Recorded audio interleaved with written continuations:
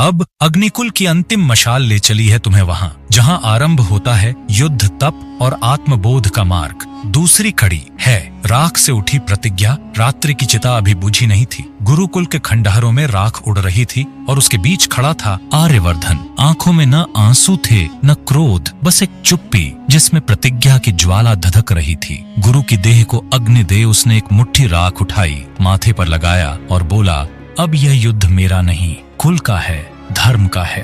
उसी समय गुरुकुल की सबसे पुरानी गुफा का द्वार स्वतः खुला, जो सदियों से बंद थी। भीतर एक तेजस्वी प्रकाश था और उसके बीच रखी थी अग्निसिद्ध तलवार, जिसे अग्निकुल का उत्तराधिकारी ही छू सकता था।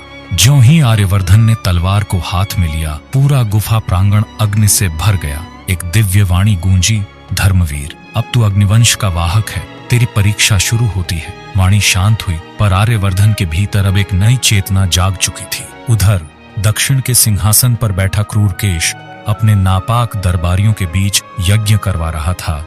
मुझे अमृता चाहिए और वो अग्निकुल का बालक, उसका रक्त इस यज्ञ की आखिरी आहुति होगा।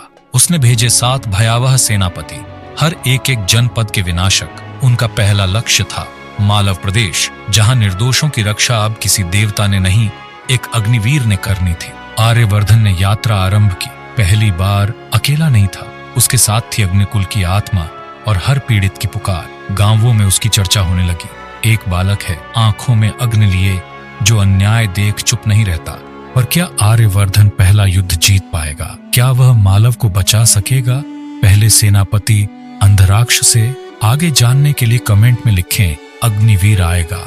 अब आरंभ होगी आर्यवर्धन की पहली असली भिड़ंत, अंधराक्ष।